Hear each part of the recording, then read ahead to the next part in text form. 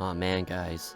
Against all odds, General Sam actually uploaded a Kenshi video, which means now I'm gonna have competition, because, you know, I'm trying to replace his niche in the Kenshi community, and now that he's back, I'm basically screwed.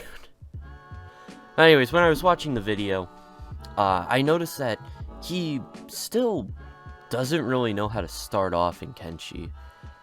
So today's video is going to be dedicated to just a good tutorial on starting out overall, alright?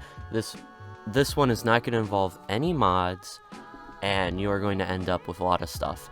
And apparently, since I'm going to assume General Sam is pretty much a veteran to this game at this point, it's going to be useful to both completely new players and veterans alike, because General Sam is still bad at this game.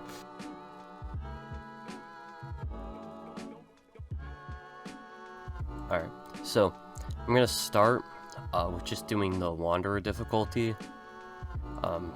Just, you know, very basic, like, first option you get. Most people who was like their first time playing will pick this. If you've played before, you're probably going to go with either the group of nobodies, or like the Wanderers, or whatever they were called. The one that gives you like 4 characters, or one that gives you 5 characters. Anyways, I'm just going to take this first character and go right off the bat. I have literally no mods loaded. None at all. Not even Dark UI. Kind of regret it.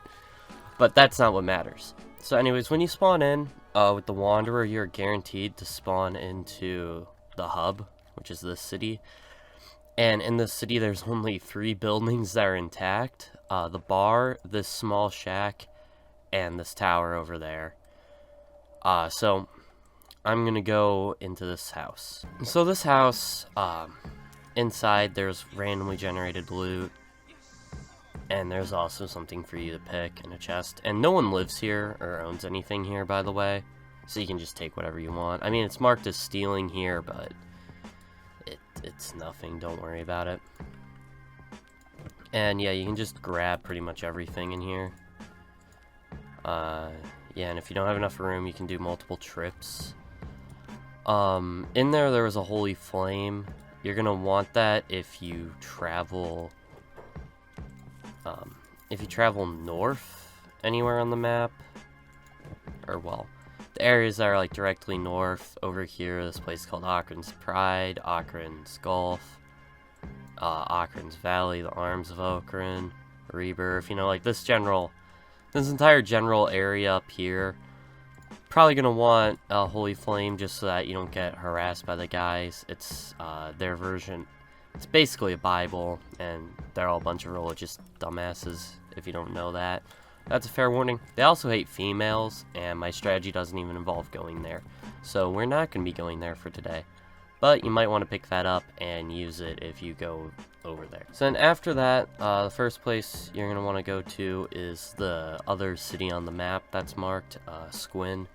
It's just, like, down and a little bit to the east. Or, I'm sorry, to the west of the hub. But yeah, zoom. Anyways, if you get harassed by bandits, you should probably be able to outrun them. Shouldn't really be a big concern. Anyway, so entering Squin, you're gonna quickly realize that it's literally just like one hallway. It's kind of funny. In here in this tower, it's a guard station. Up here, there's a first aid kit, at least one that you can steal. And you can do that if you need a first aid kit for any reason. And I believe it respawns. I also believe that house, like all the stuff that's physically on the ground, respawns too, so that's nice.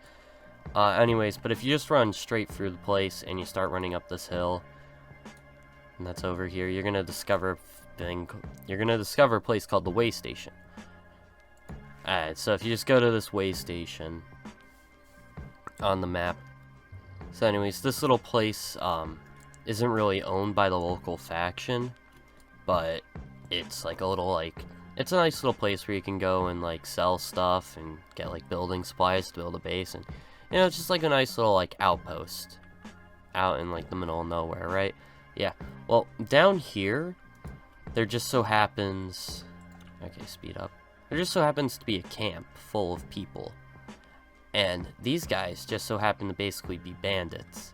So anyways, running down here, you're gonna see that these guys' stats are through the roof, you know, like freaking 31, 27, 54. And yeah, you know, a normal person would see this and be like, wow, I can't fight this with one attack. But if you're intelligent, you know to instantly run over and try to attack. Oh, they are bugged. They're bugging, boys. Look at this. I don't know what's going on with that one, actually. Why are you... What you gamers doing? You know, y'all right? Okay, they got up, and you're gonna want to try to get as many of their attention as possible.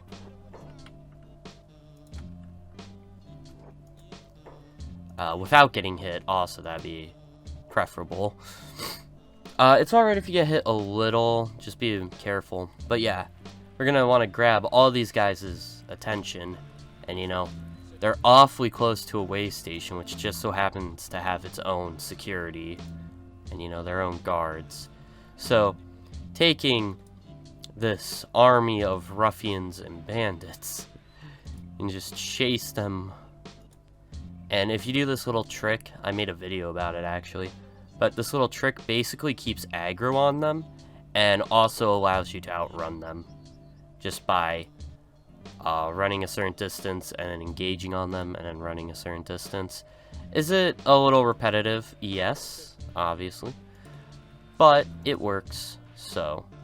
And also, if guys are low behind the group, you can grab their attention anyways by selecting to attack them directly. That normally gets their attention, if you think they're not trying to, like, chase you. Yeah, this strategy is really advanced and really difficult to pull off, guys. It's so complicated. As you can see, some of them are going to already try to engage with the guards. I think that guy's... What did you get hit by? Hello? Okay. Okay. I think a lot of them are trying to run and engage with the guards right now. Here, if I run them inside. Alright, yeah. And if you go inside... Hey, a new customer. Yeah. Anyways, so... I'm just gonna let the guards handle this one. I'm just gonna run up here. Also gonna leave first aid on. And yeah, now everyone's getting beaten up. And yeah, there's a lot of green. And yeah, I think they regret coming here. Anyway, so what's really nice about the way station, since they're not really tied to the faction, the guards don't actually try to claim the bounties for any of them, or even the loot. You can sell their loot. You're gonna get probably around, I think at most 10,000 coins, 10,000 cats. But the one you really want to find is their leader, which... Is this their leader? Yeah. Tor the Fearless. Pick up. Are they dying? Oh. Heavy dying. I'm going to use up the first aid kit on them. Why not? Doing this will also level up your first aid stat. And yeah, now you got that bounty. This person's worth 10k at the guards back in Squin. So, returning to Squin, something you're probably going to want to do is save. Because you can't outrun a lot of stuff when you're carrying a person, so... And hey, look at that, I'm being chased by dogs. Oh, hey. Yeah, this is an easy game. Well, good thing I literally just saved. Oh. Yeah, I forgot loading saves did this. Silly mortal. Like, just that... Oh, that's too good. I love this game. Alright, anyways, now coming into this place, we can now go and talk to this guy, and he'll take the bounty and give us 10,000 coins. If you are playing modded and you have the prisoner recruit mod, this person's got like 50 plus stats, and you can recruit them. But like, yeah, you could, using that mod, I believe you could recruit them. I just realized my person's crippled. I'm sure they'll heal. But yeah, so basically, what you can do is basically rinse and repeat that one step of just grabbing a lot of people from this camp and moving them up over there into the way station to fight and then, you know, die. And you can come over here, and these guys have mark-free training benches. For the sake of this video and my sanity, it's not actually tough, it's just I don't want to do this again. For the sake of that, I'm going to move on to the next thing, but that is definitely something you can do. Anyways, heading semi-south of the way station down here. Yeah, alright, so we discovered a place called the Village.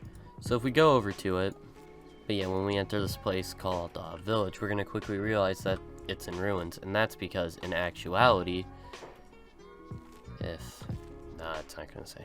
But that's because in actuality, this place happens to be full of berserkers.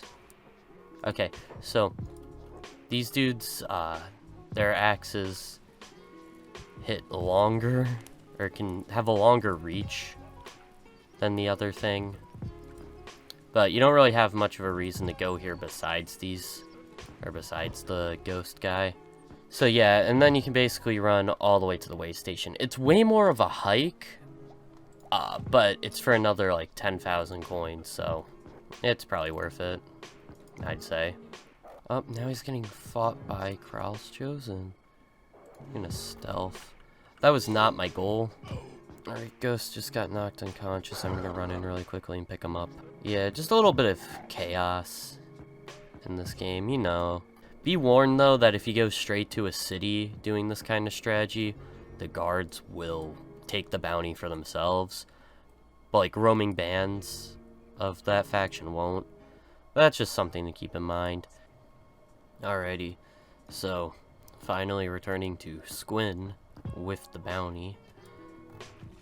We can go over to this guy again and hand over the bounty. Alright, after that, we got another location to go to. It just so happens to be, if I pull up the map, it's gonna be, I think here-ish. Yeah, so this is the next place we're gonna want to go. You are gonna want to load saves. It's like I recommend saving before you get into the swamp, because the stuff in the swamp is really douchey. Yeah, so this place, you gonna move? Hello? Also, what the fuck is hitting you? So, anyways, coming here at night into this little place. But yeah, if you enter in here, I'm just gonna sneak really quickly. But yeah, if you enter into here, you're gonna see that this is actually the hideout of the Red Sabers. Who are these guys? A random bandit faction. You can kind of just walk in, right? No one's hostile, right? Just grab their leader and just walk back out. Yeah. Yeah, that just happened. They just let you do that. Anyways, if you loot him, you're gonna see that he has a Me Too horse chopper. Yeah, that's mine now. But yeah, it's really funny that a bandana has better protection than a entire chain hood. But yeah, anyways, probably gonna want to save. But yeah, on the plus side of this taking forever and plus free speed, this really is a freaking strength XP grinder. Freaking 12 strength already. Alright, heading south out of the swamp and out of the south wetland, actually. You start to come across a town called Clownsteady, and this is United Cities territory.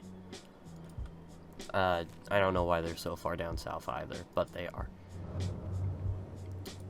Anyways, the only reason I'm going here is because it's, I think, one of like the closest cities. So yeah, that's fun. But yeah, if you were to follow this strategy, you would get a character with one Me Too weapon, or well, one cross weapon, a decent set of armor, at least early on, 30k dollars from bounties and 15 plus attack. That's a pretty good deal doing this strategy, and it only takes like at most like a week in game to do, and it's a completely modless strategy. So all in all, I hope this tutorial slash starter guide helped pretty much anyone for a little bit, whether you're a noob at the game or you're a veteran who just wanted a quicker start and wanted a more optimal strategy. Here you are. So yeah, with that being said, thanks for watching, and please subscribe so that YouTube can actually pay me. Whoa, hey, it's funny after video editor Hayden talking. Wow, that's so cool and random. Anyways, if you guys want to know why video production has been pretty slow on my end once summer started, because, you know, I don't have classes. Like, you'd think it would be sped up even more, right? But yeah, that would make sense. However, the AC in my house fucking died.